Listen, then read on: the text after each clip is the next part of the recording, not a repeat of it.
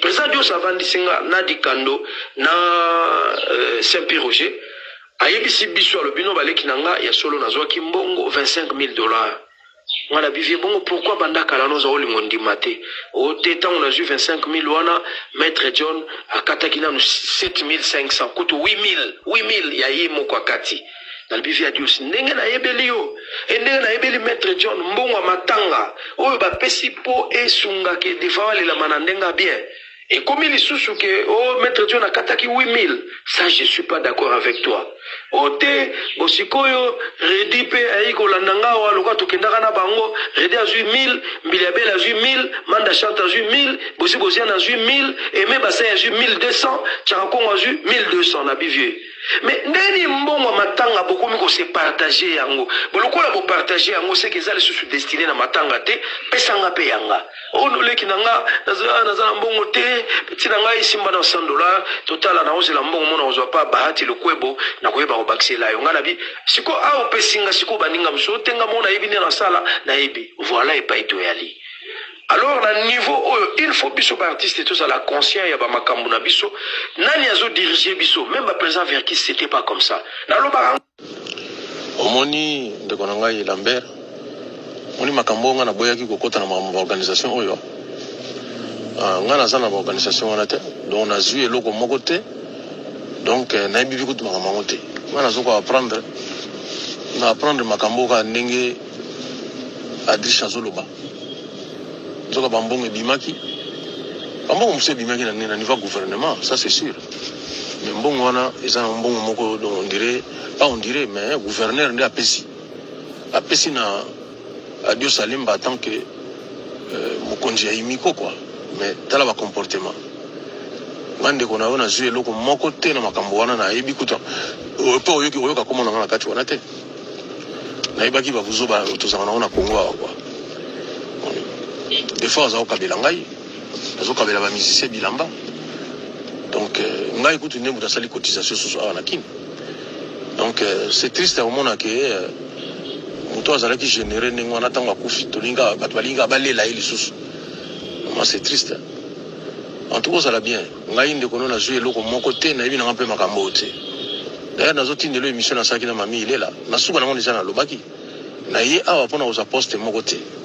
Auto responsabilité moko ba soza mona neti awa siko azaki na poto zongi kaka ponini awiki makambo lokwe bimisa bambongo doye pa linga zo par na ye. Non.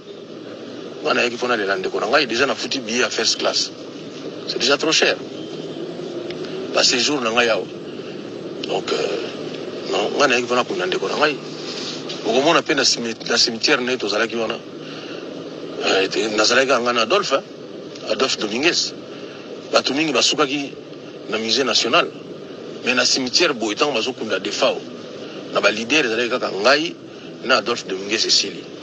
C'est triste. En tout cas. Vraiment, merci pour la réaction. Hein. Merci pour la réaction. Là, il faut se rassurer. Oui, ma papa le Tumba. Après ça, ma camarade à la télévision. Dans les là, combien de fois dans le ministère Ouana. Lambert, dans ce monde, ça dit que ce monde, mais Kasba Bibisambo, tu n'as pas le Tumba. Au moment où c'est c'est-à-dire, il faut comprendre que, ah, bateau, c'est ma papa le Tumba. Devant, tu vas là, deux fois. Ba calmer ngai ba ngabi non wana za papa na ngai na lingi ba calcul na makambo te bobi misa mbongo ba kundai. Oh, c'est pas bango ba comprendre ngai te ponga pe na comprendre bango te. Oh, mais papa le Tumba elo ba baye barate. Papa le Tumba avant akende poto. Po ya kokufa. Akenda ko mona na Tibala, premier ministre. Alobi na ye mona nga leki nga na zo kende poto. Mais na ozonga lisute na ozonga ibembe. Est-ce que vous promettre nga que okundanga Tibala leli papa pour nous le bandingi wana habité na ozonga sute. O voyage asuka na zo sala. Mais na lingo pesa nga promesse que okundanga yi. Tibala ibise kende papa na osala ngo. Yango no mona ville Tumba kufaka un certain samedi. Dimanche déjà ba bengi si batu. 7 personnes na 7 wana déjà ba biki mona ne waze kwazali. Na tchabango panzi likolo ya osala te. Moni. Donc nazo comprendre te. Na comprendre te mais ça dit que nga nazali flouté nazo ba ke bozo linga bolia munga matanga mais bozo ça dit bozo expliquer ndenge ko s'expliquer ndenge ni. Ah? Non, yango no moni mbongo oyo kuti matanga bat bazoli ya bon ya banzela. Ah, okamona ote yango no moni mboka ko bonga na ngate. Ah, mutu kuta kufi boli mbongo na bon so bapesa ko to nganzela. Mo to nganzela mo zanga na utina. Donc passe na biso yango wana. Bat bazoli ya même mbongo ya matanga. Siko ya nzela siko basana ngoni. Ote mbongo mo par exemple ote pour la bécole. Ah mais tu n'auras jamais biloko wana. O mbongo ya courant, o mbongo ya mai. Mais on te relie en kutu kitoko kutu ebi ke kureza butute. Donc ça on est tranquille. On est tranquille. So muta tunyo lobi tete. Adrisha lobi wana ti. Adrisha lobi même na mbongo ba pesa ki $100. Ba Adrisha wana bazalo kwa nditi ba batu mo ba incorruptible. Baza wana Adrisha lofombo. Kosa la cop na bangote so a relia mbongo na se makelo basu tolia ki mbongo. Ah man ba manda chante wana deux fois ti. Ba bazalo kwa ba do bazalo kwa bambila. Bole mbongo bisika mo se matenga ngana zangi na ngana infiltré. Oh, ah compliqué la petit wana. Donc moni yango no moni salami mbongo na sepeli na ndenge Adrisha lobi moyoki komo na ngana katite. Moni nga mutu na bibisi kutu mbongo so ya pesa na famille cotisation. Non, ça na tranquille, ça tranquille. Na dit que likambo ba tebeli ba kolobela ngo, mais donc wana pena ko mena mbondo. Na jouer l'autre côté, pena ko jouer l'autre côté. Moni. L'émission à mamie il est là tindela ke yo mo yoki na sukati, na sengi parole, na préciser bien que ngana yeli makambo ya ba tâche awa te tâche na ngeza likolela. To se retrouver quand ngana Adolphe kuna na cimetière kuna. Ba Dieu ba yaki na basali ba discours mususu ba mona bango so yeneni. Ba mususu pe basali na bango ba discours te mais biso to za ba musicien. Donc voilà école moko boye ba musicien. Quand on te koufeli mutu, même au kutu bo moninga place mususu te mais na cimetière fona zala wana, on ezali adresse ya suka yende ko ngai. Ezali ko ne na zabola meso le na kufebi ke waze ko na lukeso na banyete. Na limite pe na luka isute. Mais ndako na suke komi wapi. Il faut le koyeba. La mère donc na éviter, nazo réfléchir mingi pour mboka na biso quoi. Moni, a réfléchir mingi. So je viens na biso bozi par exemple. Viole la lingaka mingi na mona kikuta za exemplaire. Bas nzembo bango basali awa. Nzembo basali awa. So olandi bandela nzembo na ndenge vie boza zo yemba. Kitoko na mawa zo ba kendo to kendaki na yo biso to zongi yo zongite. Bongo lia mbongo mutanengo na ndeni. Je préfère encore bo pesa $1000 na bengi famille na bango na bi tala 1000 ba pesa na do salemba yango yo. Ozomona. Baksa mbongo na famille. Wana kute ko sauver yo. Parce que même nga admettons so ba pesa mbongo na ba bo pesa kasi. Mais bo yoka ke non na pesa ko pa ya famille. Parce que ba mbongo ndengo na c'est-à-dire za malamu te. Moni. Ba babe musu na vie yango wana. Oyo ba te belé o mo ndengo yo regretter. Soko ba toza combien ba regretter ndengo wana. Non. Bato ba lembo wana na ligne kanga maman na mungongo penza. Toka pesa mingi ba chanter et kanga maman na mungongo penza bien. Parce que c'est pas gentil quoi. Passe mingi, osala bien. Bon, bino moko boyoki ba volomuntu ba miyibi. Vie bozi, maman Biliabel, Redi Amisi, Manda Chance. Soki Serge soki nani wa zolo ba wana.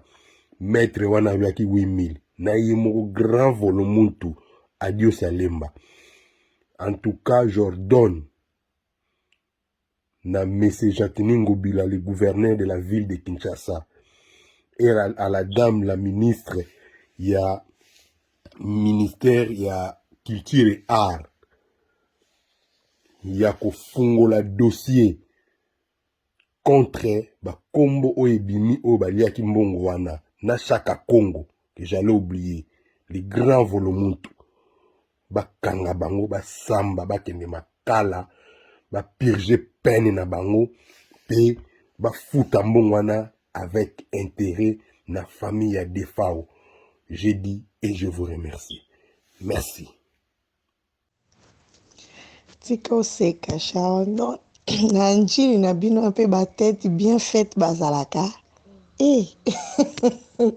Ngana kaisa na njili ka bata baboma na bamaboma mutu babima kuna.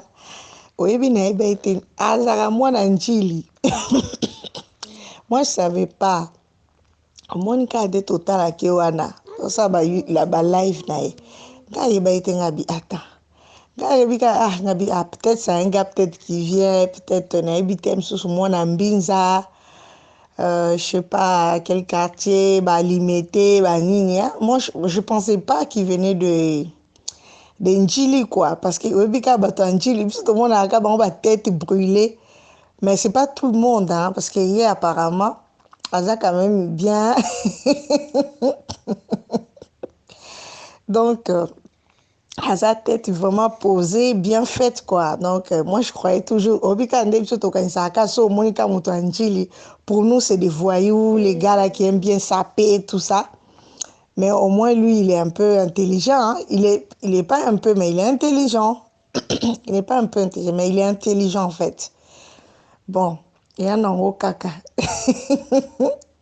Total, on a besoin de se cannabis. Amelisa Kaba, tout soy. Azane pe musika. Mbisi aquarium. Ko seka moko tika. Ngana eba ate za mwana njili. Grâce à la live néona, pour moi, je croyais que j'ai dit, ah, peut-être c'est un gars peut-être qui vient de Mbinza, Limité, hein, non, tu vois, Cité Verte, quelque chose comme ça. Je ne savais pas qu'il venait d'Injili. Donc, oh, parce que Ndenga Zalaka, vraiment, on dit maté, hein, c'est un gars d'Injili, hein, parce qu'il est toujours bien habillé, classe, hein, bon. Et écoute, Azana Mbisi Aquarium, ane pe musika. Total ageka na tele ndenga sekisa ona ganga mélange na ba anglais na inga seka naka tu vois mais je savais pas c'était un gars d'Injili. Une fois là quand il faisait son live et puis je regardais j'ai dit attends il a dit quelque chose j'ai dit attends il vient d'Injili. J'ai dit ah ça va hein? Même s'il vient d'Injili mais il est intelligent il est quand même posé quoi il a fait les études tout ça c'est pas tous les Njilois là c'est des voyous, tout ça. Non, hein, c'est un gars qui est posé comme ça. Il y a une musique, Mbisi Aquarium, ok, ne wapi. Aza musique, kuna soki na Boston, place Azalaga. Mbisi Aquarium. Total agika comment on appelle ça? Na YouTube, na télé, ok, ne wapi. Ngai bete, boa na quartier moko. Yepe aza mwana njili. Boa na quartier moko. Na quartier et puis il est sérieux à comment sur ceux qui passaient à Bamba Licolo à pasteur à solo ceux qui passent bon en fait à ta pasteur parce que Koko Saté je ne pense pas je crois c'est un pasteur à Koko Saté quand même donc il y a un Mbisi Aquarium dans Boston. Mbisi Aquarium, tout le monde a tout ce qui à la télé. Mais moi, je ne pensais pas que c'était un gars d'Injili. Moi, pour moi, vraiment, en tout cas, son apparence, on ne dirait pas, hein? On ne dirait pas qu'il y a un gars d'Injili, quoi. En fait, il est posé, il s'exprime bien, donc tout ça, quoi. Moi, je ne croyais pas qu'il venait d'Injili, quoi. Bon. Njili paysan intellectuel, hein. C'est vrai que tout le monde a qu'à partir, ok, ce sont des voyous, ils aiment bien, ils sont tout le temps, comment dire, il y a sap, tout ça, mais il est posé, quoi. Bon, c'est un gars qui fait ses trucs là sur YouTube, ça va, quoi. Non, donc, il y a un quartier Nabino, je te disais que c'est un gars de ton quartier. Na ibite so babenga ngoni njili. Babenga njili changu pe. Yango pe changu non? Je crois. Hein? Yango pe za changu. Ouais, tiens. Siko ye ndenge zana. Aza mutu mo. Mutu mo so moni ye. Aza bateau baza très sérieux. Mais c'est vrai que bateau Anjil, tout le monde a au moins tout ce qui est mais il y a au moins un sérieux. Tu vois? Alors que moi, député, mon koboye, sérieux. Et vous tournez à la politique, à la politique, c'est toujours comme ça. Il se réveille comme ça le matin, politique. Donc, live, je crois qu'il y a à Boston. Hein. Je crois parce que mon à Boston, je crois. Nga seksa nga kasoro ba makamna ngabi alela makamba politique ngabi pada bima député kuna un jour kasi ndekola yote mutu quartier na binote boza quartier moko bana njili nga kuna kasana na binenga zakalo kwa mo michola ana kasa so auta so wapi je savais pas qu'il venait de Njili Moi, pour moi, je croyais que c'était un gars qui venait, je sais pas d'où. Je regardais Moutanjili. Mais, Aza bien. Aza bien, on a un live, parce que, en fait, moi, j'aime bien comment il explique, en fait. Elle explique bien. Bon, en fait, comment dire? Bah, tu me souviens ça, bon, bah, live, hein. Par exemple, comment il s'appelle l'autre là? Papi Gen, mais lui, il fait. Il y en a moins, on dirait Tangate. On dirait Papi Gen, hein. On dirait Tangate. Bon, il y a pas exemple Moutanjili, kuna so Chang, so Wapi, il y a aussi. Ngala na mingi ye. Nanda pe muke oyo Fabien Kouswanika. Parce que j'aime bien aussi, lui aussi, il fait bien, mais nanda mingi ye. Parce que moi, j'aime bien comment il explique. À Boston, nanga vraiment nanga expliquer quoi. Elle explique bien tout et tout. Donc, nanga lui, oh. Elle explique bien quoi. Et ça, bon, moi j'aime bien. Hein. Moi, moi, commentaire, c'est juste ça en fait. C'est pas. Moi, commentaire, moi, ça me plaît bien. Ça me plaît bien. Déjà, même physiquement. Physiquement, même. Physiquement, je me plais.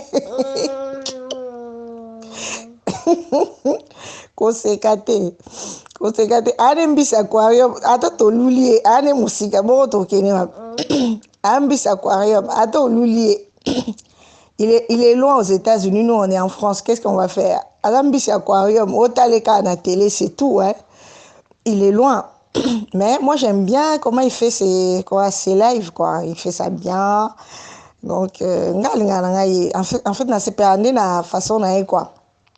C'est pas façon na nenga zalaka yoka yerbi kasi yo ngaba mai wana ngabi non na yebi ke bon en fait eza ngo mutu na guna ye hein to lule ka na musika ka bon esani a mutu ata to da pasteur bon pasteur ne za mutu to lule biso ka bon esani ata mbisi aquarium to mone ka na musika c'est tout hein on peut rien faire